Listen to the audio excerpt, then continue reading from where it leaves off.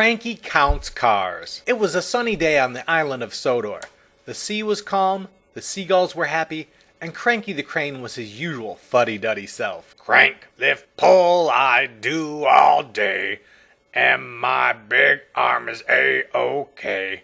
Have no time to laugh or play, and if I did, I wouldn't do it anyway. His song caught the ear of Sir Topham Hatt. Sir Topham Hatt thought to himself, how can I get Cranky to focus on his job for Korean singer Park Jae-sang's visit? Cranky! Boomed Sir Topham Hatt. Yes, sir. What can I do for you? Replied Cranky. This is an important time for the island of Sodor. With the world-famous singer Psy coming to play, we all have to be in peak performance, so I need you to do me a great favor. What can I do for you, Sir Topham Hatt? Well, with the engines busy bringing in all the equipment and supplies for the concert tonight, I will need you to count all of the cars that leave the docks today. Understood? Why, yes, Sir Topham Hatt. Now remember to count every car being pulled by a train, no matter what the cargo. This is an important job. I won't let you down, sir, Cranky said with conviction. I will see you after all the equipment has arrived to get the final number. And Sir Topham Hatt was off. Cranky felt proud. Finally, he thought to himself, someone who sees my true worth. I must be sure to do my best. And with that, the first boat arrived to be unloaded. The workman quickly hooked up his grapples, and away the load dropped onto the car. Cranky was focused and determined to get Psy's equipment to the concert as fast as possible. Thomas arrived to pick up some cars. It was difficult to concentrate on lifting because Thomas was mumbling to himself. What are you mumbling about? Crouched Cranky. Well, Gordon said you loaded him up with 10 cars today, so you'll need to do the same for me, Thomas said. 10, you say? I'll give you 10 cars only if you take responsibility for any accident today.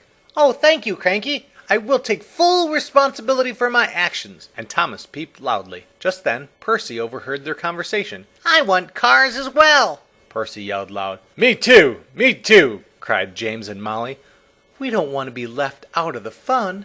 Cranky groaned. Okay. I'll give 10 cars to everyone. Just pipe down and let me work. And all of the trains cheered. Hooray!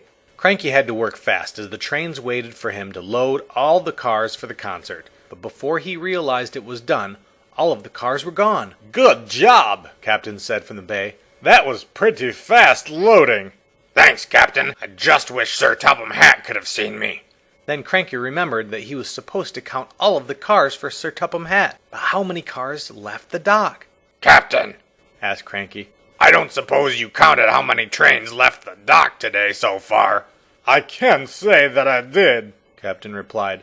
But I do know that there were 5 trains that came through today. Is that any help? Absolutely not. Hey, wait a second, Captain. I think that is helpful. So Cranky began to think out loud. How many trains were there? Let me see. First, there was Thomas. Second, Percy. Then James and Molly, said Captain. Plus Gordon, and he was the first train to take 10 cars. And how many cars did each train carry? Captain said with excitement. They all carried 10. Cranky smiled. So, if there were 5 trains, and each carried 10 cars, we just need to count by tens 5 times. So let's do it, cried Captain. And they both repeated. 10, 20, 30, 40, 50. Yay! It's 50! Cranky and Captain calculated the number of cars used by using multiplication. And just as Sir Topham Hatt arrived. So, Cranky, how many cars were used today? Asked Sir Topham Hatt. 50, Cranky proudly pronounced. Well, I'm happy to see that you can follow directions when it counts. And they all laughed together. The end.